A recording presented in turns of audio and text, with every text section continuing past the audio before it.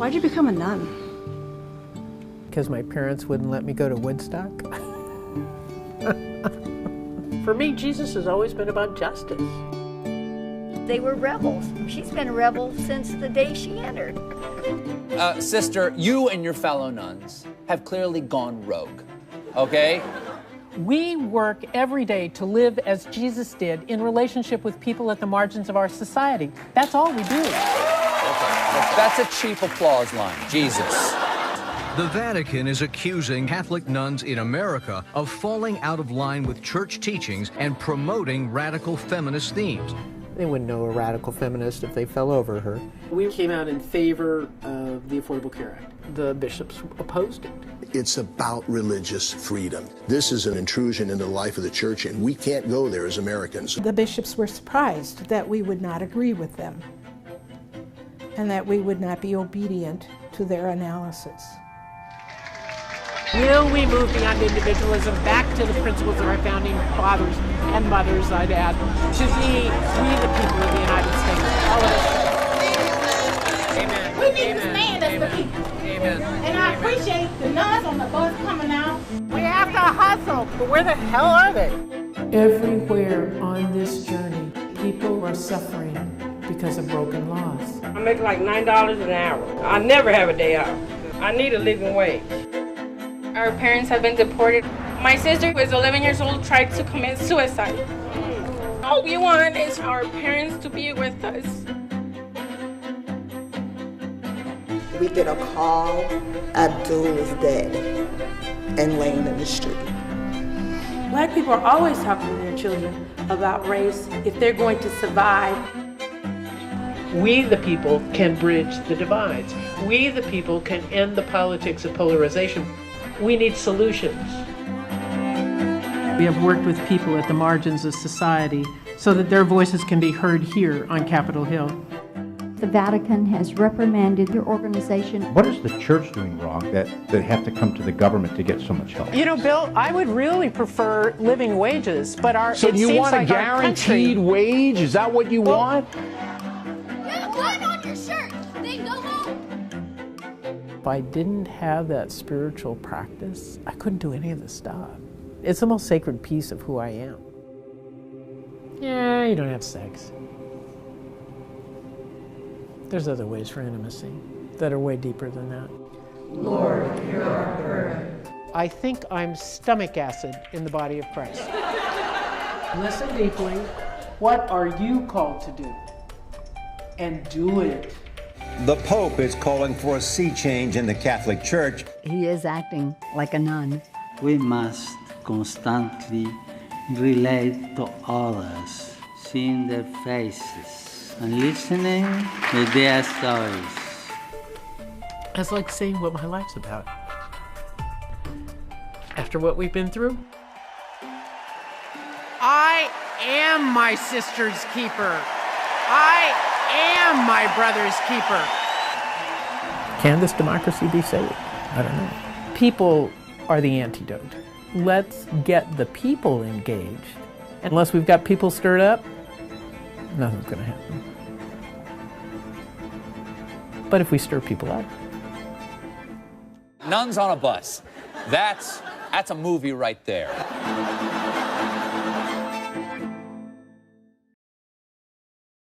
Welcome to Lewis Spotlight. I'm Dr. Clare Lawlor. I'm a member of the psychology department at Lewis University. And I'm also a Sister of St. Agnes, and I'm here tonight to talk about Nuns on the Bus, an amazing trip that I participated in last summer. Nuns on the Bus is the brainchild of Sister Simone Campbell, who is the director of Network. And Network is a lobbying organization in Washington, D.C. that is run by Simone and lobbies for social justice issues related to politics. Nuns on the Bus was started probably 20 years ago or so, and it was motivated by the issues that were happening, the political issues that were happening at the time. And it was basically a group of sisters who got together and said, you know, we need to be more involved in the political life of our country. And not so much focused on the candidates as what are the real issues that sometimes are not really discussed in politics and discussed from a social justice viewpoint. Issues in particular for this trip were, the theme was mending the gap, and it was looking at all of the gaps that are happening in our society. And the gaps, as we can currently see, are really related to tax justice, living wages, housing, healthcare, citizenship, and democracy issues of voting, issues of immigration. I could have gone to the Democratic Convention, but I chose to go to the Republican Convention. And I chose it because it is a place where probably many of us wouldn't have a presence by our own choice necessarily. And what was it like going there? Well, a little scary, I have to say, because the state that it was in is a open carry state. So people have their guns out, and there are a lot of people standing on buildings with rifles and amazing amount of security. So it was a very different, you felt vulnerable in a way that you don't feel when you're on the street every day, maybe just because it's not as obvious, as it was there. When we were at the convention, they wouldn't let the bus in. So we made buses out of little wagons, and we put a bus sign, and we pulled the wagons in. We actually had lemonade for people, because it was July, it was really hot. So we'd go up to people and go, hey, so have some lemonade, you look kind of hot, and whatever. And a lot of people kind of looked at us and said, what are you doing here? Well, it's really important to discuss what's happening in our political scene and what the issues really are. So, and we had shirts that said Nuns on the Bus. And so they would say, no, are you real? Are you really for real? Yes, there are some of us left. So they would just sort of laugh and kind of nervously look at us. And at first, when they came walking down the street, which was by the MSNBC booth, so there were a lot of people there, they'd walk down and be like, hey, just need 5 minutes of your time. No. No. I'm like, okay. So after a couple of no's, I was like, I'm not going to take that no. I'm just not going to do that. So I started walking backwards with them down the street and go, yeah, but it'll only be like, 2 minutes, or, I could do it in a minute and a half. Surely you have a minute and a half, because we're really interested in what you think. And so I actually got people going, okay. So I talked to any number of people, and it was fascinating actually to, when you feel your political leanings and or your issue leanings in one direction, and you're dealing with people who really are quite in other directions, really interesting to talk to them.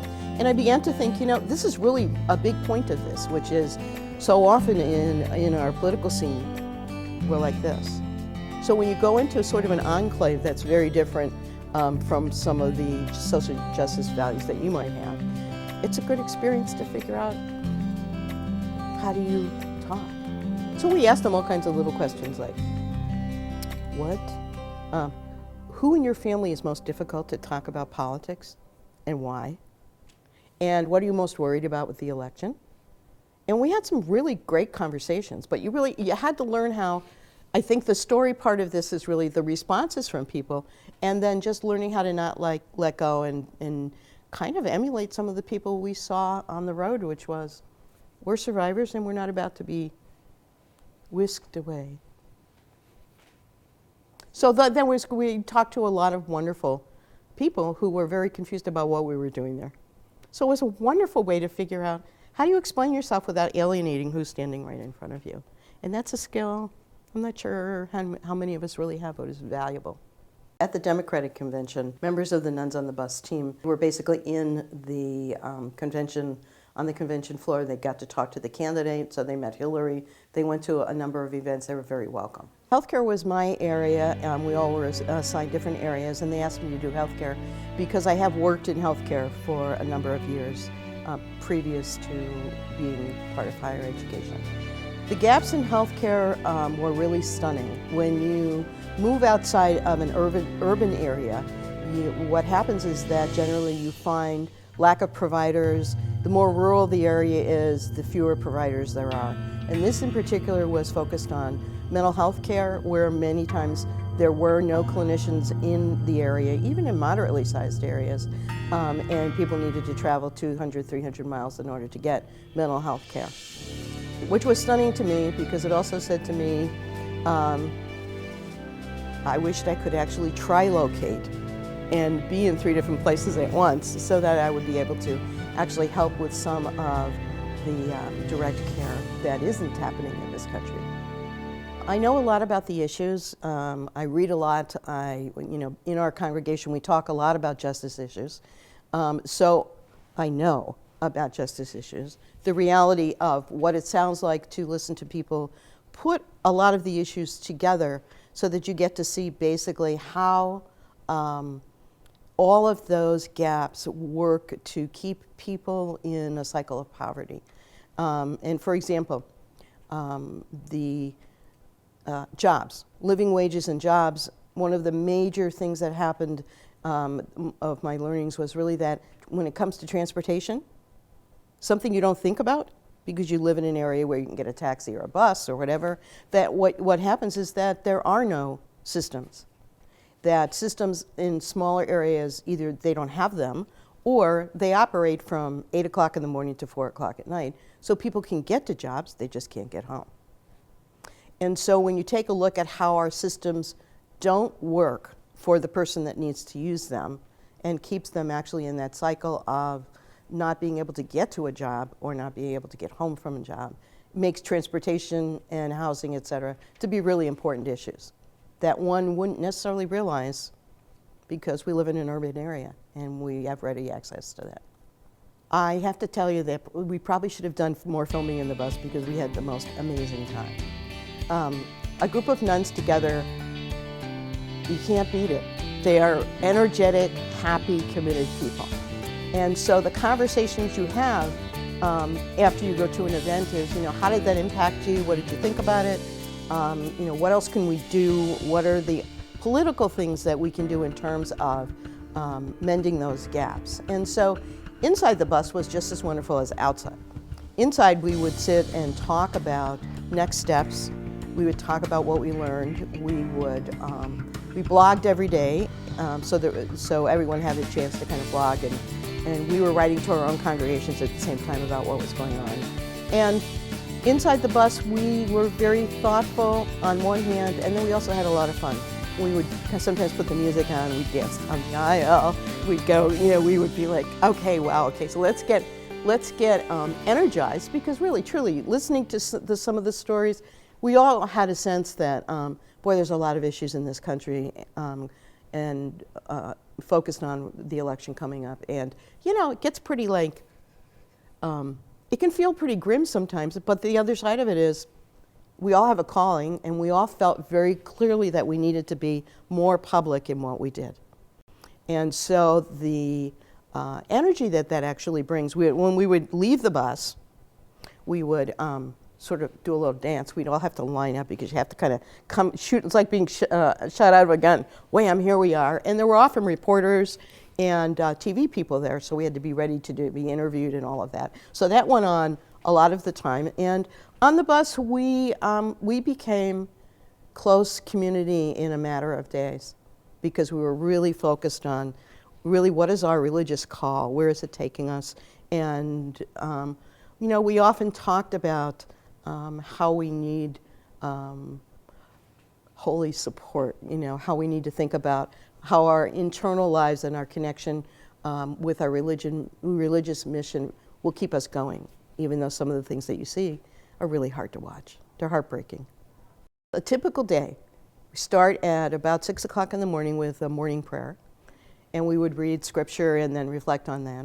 We'd have breakfast, then we would go out to the bus, and we would drive. We would go to a rally. We would go to usually a caucus in the evening, so there were usually 3 events going on per day, and those would be all through the day. We'd stop for lunch in the middle of the day at places that actually had good labor practices, and so we looked up where was that, so where do we want to put our money.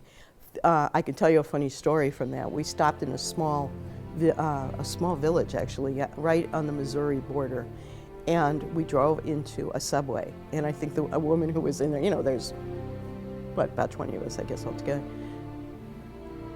They kind of knew we were coming, but that's a lot of sandwiches to make at one time. So while I was waiting, I decided I would go talk to the people in the shop. So they, most people see, it's a gigantic bus. So they see you coming in and they're like, what is this? So I went out, and then I went out in the parking lot and talked to one particular guy who kind of looked like he was in his truck, and he looked like he was from Duck Dynasty. And so I went over and I went, yeah, I bet you're wondering, yeah, what this bus is. Yeah, you could say that. Okay. Well, we're Nuns on the Bus, and this is what we do. Really?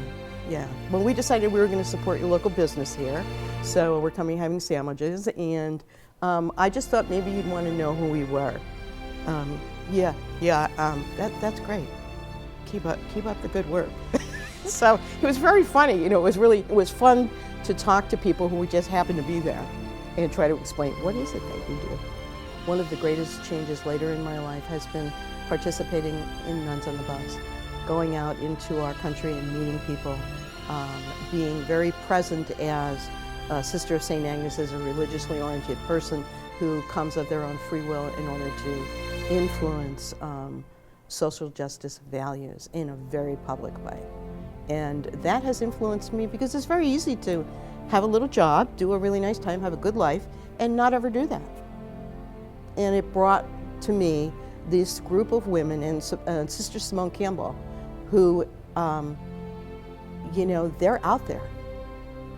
And I believe that's where we belong. So it has made a huge influence. It's making me think, what do I want to do in the next few years in my life? Where do I want to be? Where's the most influential place where we can bring the mission of, the love and care of our Creator to everyone? When we were in St. Louis, we had a group of women from the community come and talk with us about what they are doing in their communities to create a better life. So one woman, Angie, came and talked about her experience. She lived in Ferguson and moved from Ferguson to St. Louis, and she was forced because of her financial situation to live in public housing. Now this woman was passionate. She was like, and she decided, she watched the violence in the projects, and she decided, I'm not just going to sit here and watch this out my front door. So she got in touch with the mayor, she called the police, she knows them by name, she knows all of these people. And one of the things that she does, and started happening for her, is that the young men in particular saw her as kind of a safe zone. So when they were terrified about what was going on in their community, they would come to her apartment. So she said, you wouldn't believe how many kids I have in my apartment sometimes. And I see things going on, and I call the police, and I'm like, you need to get over here, and you need to be taking care of this. And if that didn't work, she called the mayor, who then would call the police. And so she was just pleading for people to come in and work with the youth and deal with the elements of crime that are causing them incredible pain. But she was willing, as a person, she could just go out, like anybody else. I don't need to deal with these people. But she's like, I'm having a life, and I'm having a life where I am. And therefore, that means I need to know X, Y, and Z. I need to know mayors. I need to know important people. And then I need to keep calling them. And on the other side, I need to keep working with the young men in the community so that they're not all fatalities as we see on television every day. The mission of Lewis has always been important to me. Our congregation has a strong mission, and the mission really connects with Lewis University in many different ways. So that's how I got here, basically, was where did I want to take my work? Where did I want to take my influence, actually? And I wanted to come into an institution that shared similar values. It's very important, I think, to a lot of us in the congregation in terms of choosing a place where we do our ministry and work. Okay, I've been at Lewis for 10 years, and I teach psychology. And I've taught all kinds of levels of psychology even before I came here. And I think that Lewis is a challenging place to teach because one of the challenges is how do you reach across generations? How do you bring together generational attitudes and differences and similarities in a classroom? Because a classroom is not just about what's the content in the little book. It's developing the relationship really between generations and the relationships that hopefully will last. It's bringing in the mission of the university and trying to infuse that and challenge and discuss really what's the bigger life picture. How does what you're learning in terms of content affect life? And so that when students leave the classroom, They leave with content knowledge, but they also leave with a sense of where do they fit, where does the subject matter fit, and how do they want to pursue their lives having those social justice oriented values. This year, when I started my classes, I shared with my students the age-old, and what did you do on your summer vacation? And I reminded them that maybe not in their generations, but in my generation, that was one of the things you did. You came back and you said, okay, here, write a paragraph about what I did on my summer vacation. So then I told them basically that I had gone on this trip in Nuns on the Bus, and I recounted all the different things that I had done and tried to connect what I had done with the content of that class, and that there is a way to take knowledge and content, even though they may be sitting there bored to death in your class, that you can make life applications. So I pointed out how important it is to have good communication skills, how to take the content of a psychology class and figure out how to talk to people and how to get them to speak with you as ways of really having incorporated the learning from the summer project into life-related issues here, and how students can do that with whatever subject they're doing. My greatest concern is the lack of respect for kinds of persons that have made our society amazing. That we're in a state of what feels like a lot of bigotry and racist kinds of ideas that somehow are okay now, when people have really fought throughout the history of our country not to be that way. That the country is founded on a collection of many, many types of people. So the most scary thing would be actually having to deal with a government that would say, well, you're Muslim, we don't need you, or you're Hispanic, we don't need you, so go away. And that, I think, for me, is the most frightening thing, to think we would have to deal with that mindset that, in my mind, is so truly not it's so truly anti-American and anti-Christian and anti-many things that I could think of that lots of people value. I would say that being a nun, particularly in these days when there are fewer and fewer of us, is a really exciting and amazing life. I have gone places and done things, and we talk about this among ourselves, that we would have never done. Many of us have worked in Nicaragua, we have worked in all parts of the country, we have met lots and lots of people, we've been able to take our educations and use them for the mission of the Christian mission, or any kind of religiously based mission in our society. And so it's a fabulous way to do that. There are many ways to do that, but this is one particular way that really allows you, because you are in some ways quite a free person, which I think the world doesn't see that necessarily, but there are so many opportunities and ways in which you can affect your society that it's amazing. And so I would say, if anyone is considering doing that, it's a great life. It is a very dedicated life, and talk to some people that you know.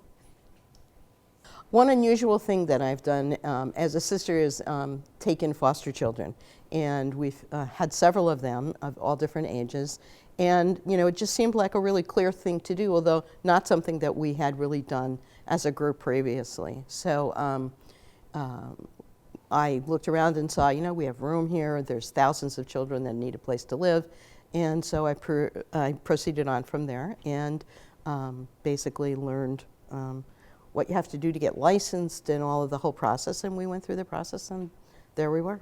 Right now, it's just sisters. In many places that we went to, many people would come up and go, hey, when are you just gonna have people on the bus? So, and we've talked about that, and I think it really will expand. So right now, it's just nuns. For me personally, my most difficult life lesson was, you do not have to be a victim. It was a good life lesson, actually. The victimization in my own life, which sensitizes me, I think, to those issues in our country and in our people, It's the struggle of, am I going to be brought down by my circumstances, or am I going to choose to survive and do the work to do that? Thanks for joining us on Lewis Spotlight. We've discussed important issues in this election. You can go to networklobby.com, take a look at the issues that are bringing us together and also dividing us, and make a decision about what seems appropriate from a social justice standpoint. Because you know I'm all about that bus, none trouble. I'm all about that bus, none trouble. I'm all about that bus, none trouble. I'm all about that bus, bus. Yeah, it's that network bus. The nuns are standing tall to get that justice out. A Catholic social call. We've got conviction, so Washington take notes. We the people care, so we the people vote. We see that big money working those TV spots. You know that ain't real. Come on now, make it stop. If you've got passion, people, just raise it up. 'Cause every voter has a voice when you hit that ballot box. Yeah, the nuns on the bus are hitting the road again. They want voter participation at 100%. You know they're driving for families, fairness, and for fun. So if that's what you're into, then come on and join along. Because you know I'm all about that bus, none trouble. I'm all about that bus, none trouble. I'm all about that bus, none trouble. I'm all about that bus,